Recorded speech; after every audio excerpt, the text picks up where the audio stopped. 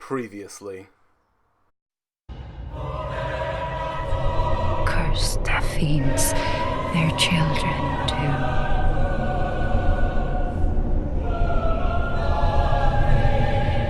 And their children forever true.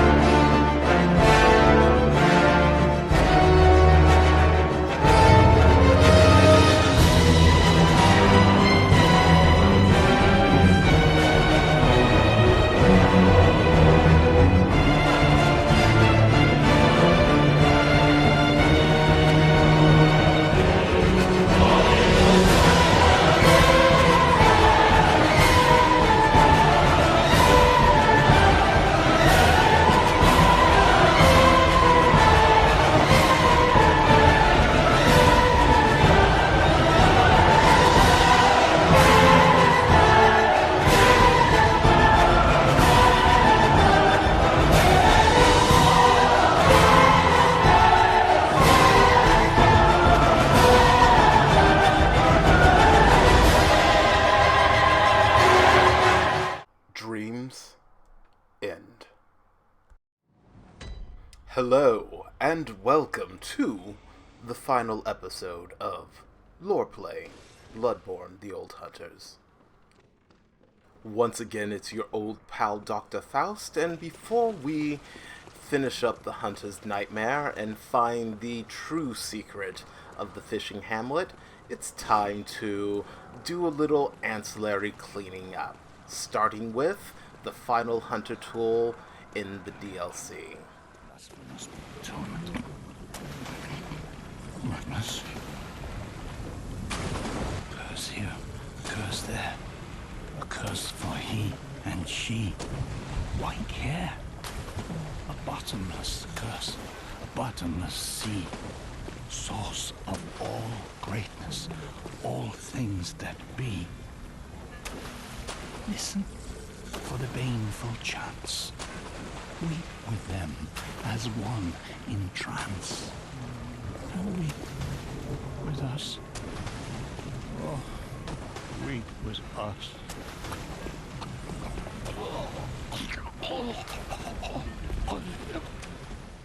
And here we have the Accursed Brew, final hunter tool of the old hunters, and gives us some insight into the sin that was committed by Bergenworth. The Accursed Brew is basically an arcane grenade that is, in fact, the head of one of the fishing hamlet members. They were searched forcefully for eyes by the scholars of Bergenworth, which leads to the curse ultimately being placed on the hunters, who most likely were the parties that actually brutalized them, that being German, Maria, and possibly others. Now, one of the questions that I've asked myself many times as I played through the DLC is, who exactly is the host of the Hunter's Nightmare? I believe that falls squarely on Maria, and that falls in line with my theory of the research hall in the Nightmare being not only a recreation of a place that existed in the past, but as a physical structure in the Nightmare was also being utilized by the Healing Church. It's even possible that it could have been in use all the way until Yarnum's inevitable fall into decay due to the repeated scourges. Though one thing that pokes a hole in that theory is the fact that we find Maria's grave in the real world, including one of her bones being the old hunter's bone. So it is completely possible that the Maria that we fight within the Nightmare is merely a construct of the Nightmare. But for my own little headcanon, I like to think that the research hall was actually being utilized by the Healing Church, because I feel much the same way about the lecture building that's floating in between the nightmare and the real world that we encounter in the main game. But for every host, there must also be an infant great one. And as we pass through this tunnel with a number of prostrate slug women, we make our way to the final boss of the Hunter's Nightmare. I find the lead up to the boss arena to be especially affecting, with all of these snail women who, up until this point, had been wholly, solely, and completely aggressive to you, in fact, showing reverence in prostration in front of the being that lies there, seemingly dead, on the beach. Another thing that I'd like to point out is make sure to keep their faces in mind for after this boss battle, because I think that is mildly telling as well.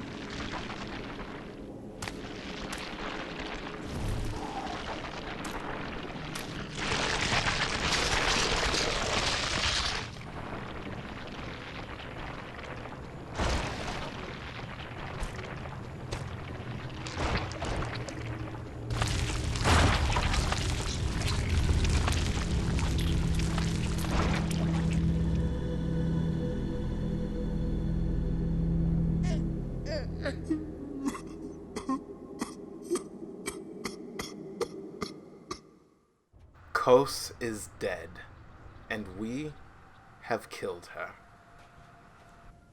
But her child is still here, and he's pretty angry. This is the orphan of Kos, the nightmare at the center of the hunter's nightmare, and the hunter's ultimate sin. It was not the violation of the fishing hamlet, but the violation of Kos's own child, which cast the hunters into the hunter's nightmare. And man, is this one slobber knocker of a fight. And my first attempt goes pretty much as you would expect. So let's step away from the orphan for a bit and take care of the optional boss of the DLC. Before we put the baby to bed, I think it's time to wake up someone else. That's right, our flaming cleric beast friend, source of everything that went wrong in Bloodborne, Lawrence, the first vicar.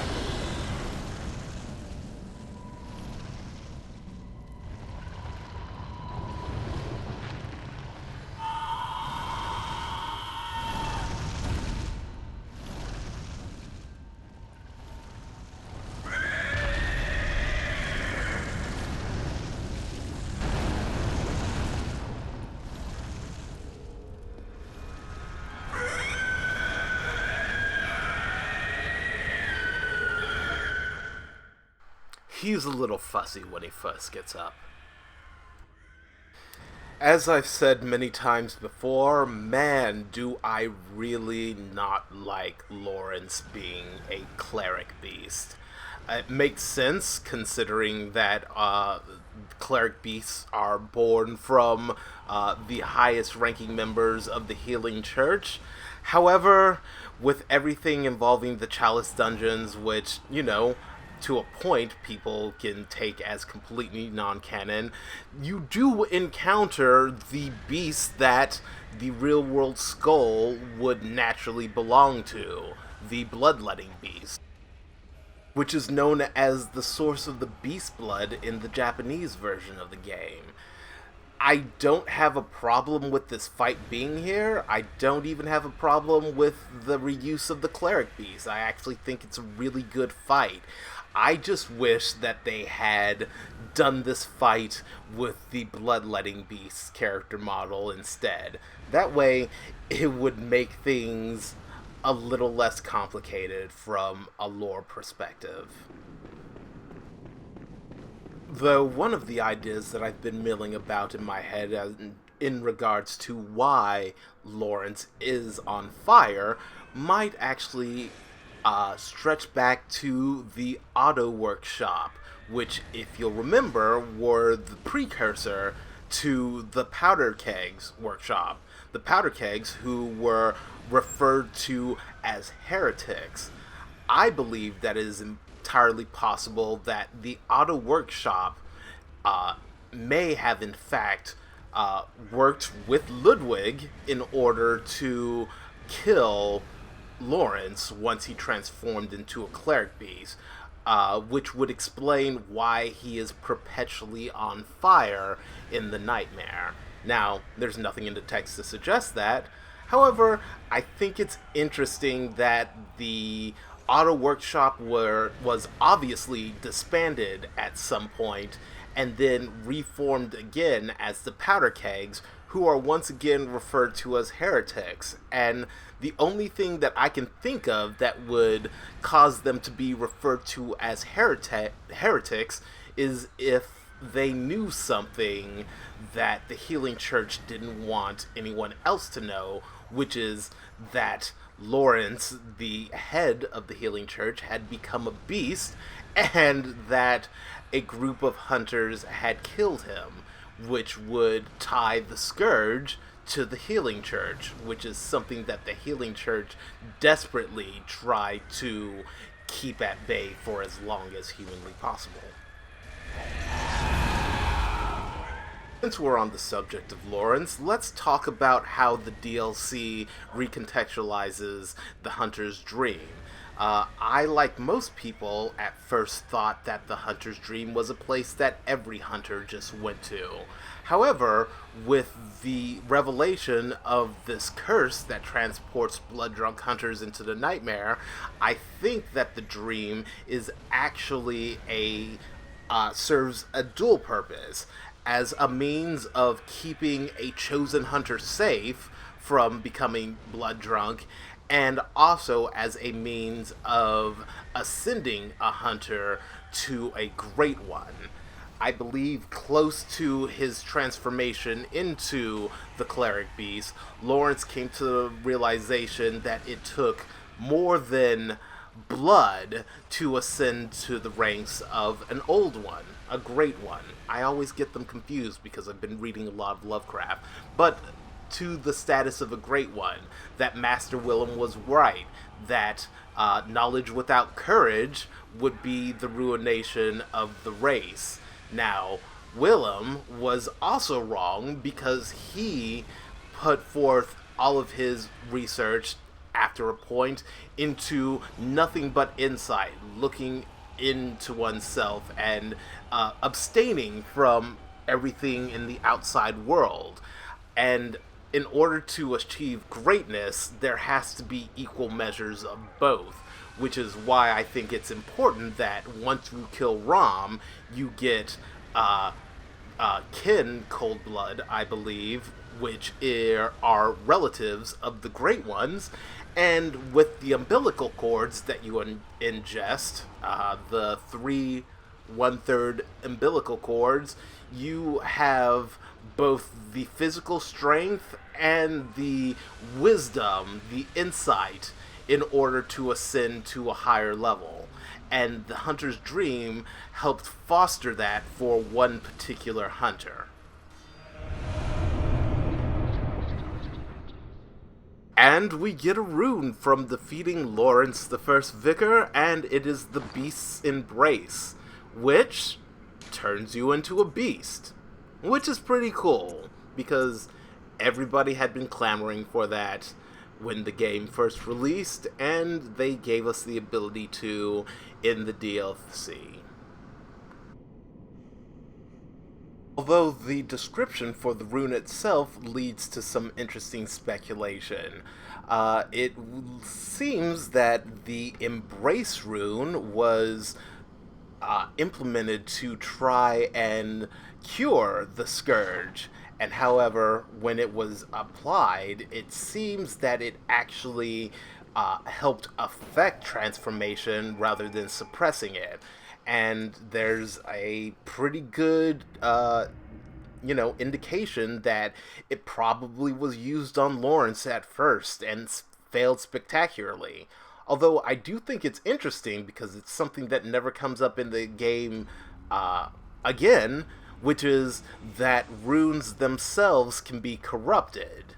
The Embrace rune was not the Beast's Embrace rune at first. However, when it was applied to someone, it transformed into the Beast's Embrace, much like the Embrace rune transformed the person that it had been applied to into a beast. But yeah, you turn into a Rasta werewolf. You get some cool effects when you use the Beast Claws weapon. It also keeps you in a near permanent state of blood pellet use, which is fine. I'm a skill dex build player, and the threaded cane, the church pick, the burial blade, those are all my cup of tea. Not short range weapons like the Beast Claws. But if it's your thing, then there you go. Now you can become a beast. Along with becoming a kin, which is why I looked like a piece of broccoli at the beginning of this video. But as for the old hunters, it all comes down to this. This isn't my last boss fight, but it's a good send-off to the end of this DLC. And as is my custom, I will now stay silent as I finish off the Orphan of Kos.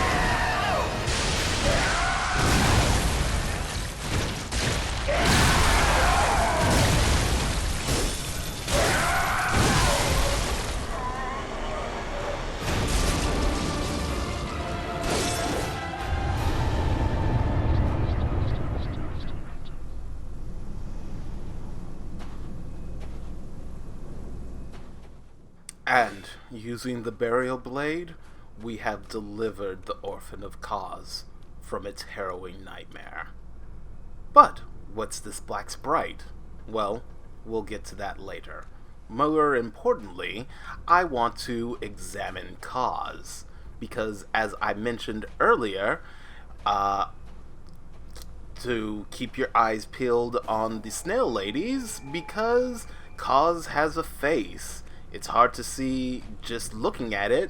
You just assume that that is a massive tentacles, but if you take out the monocular and give her a closer look, you'll notice that she has nearly the exact same face model as the snail women.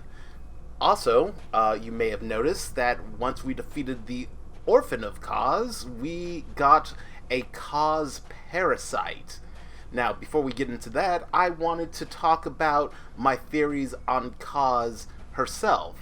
A lot of people speculate that people from the fishing hamlet may have killed her, or it may have actually been the scholars and hunters of Bergenworth.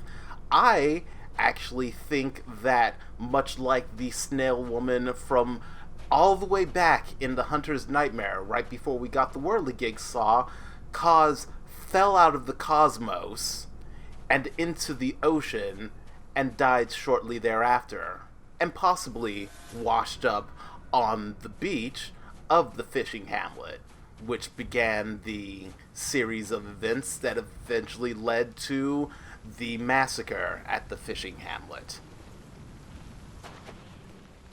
As for the parasite itself, I think that it might in fact be the infantile form of the snail women themselves. The reverence that they show the corpse. They're praying, or it may be a prayer to send the spirit of Cause or the orphan out of the nightmare. I believe the orphan itself was born into the nightmare. Its consciousness was born into the nightmare, while its actual physical body was taken by Bergenworth and dissected and experimented.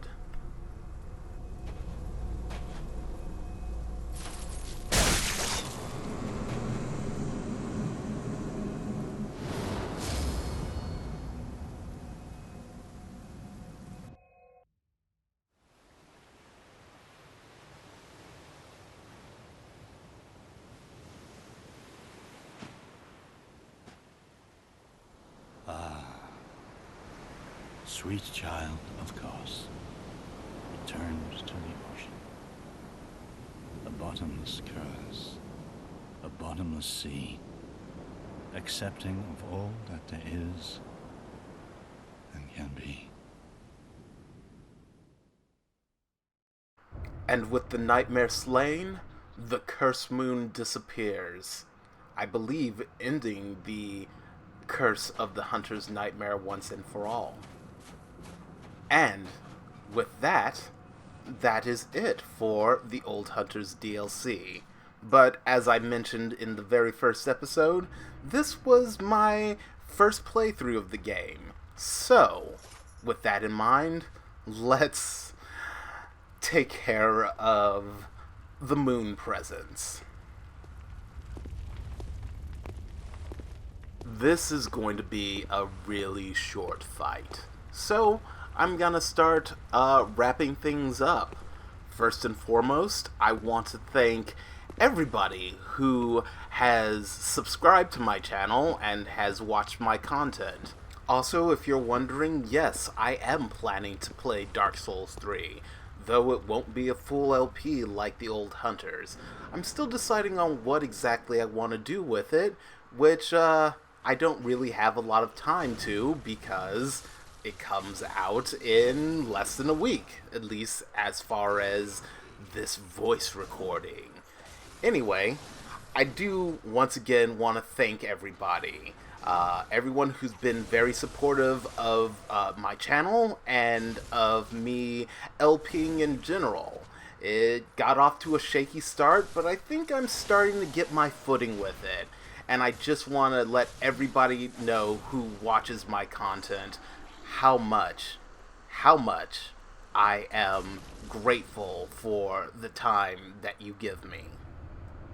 And from the last time in the Hunter's Dream, this is Dr. Faust saying, if at first you don't succeed, die again.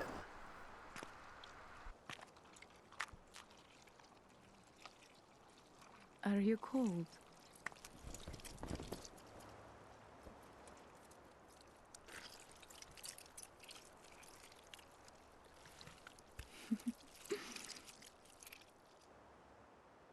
Oh, good hunter.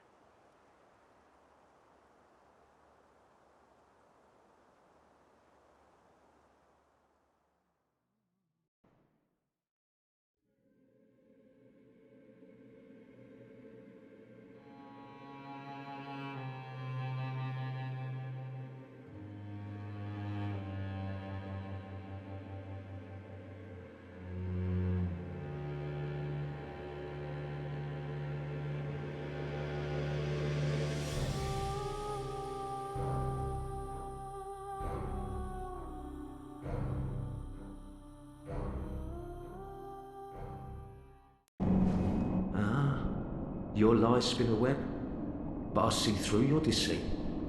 I did not learn from books. No. I learned it all with my own mind. Welcome, punch!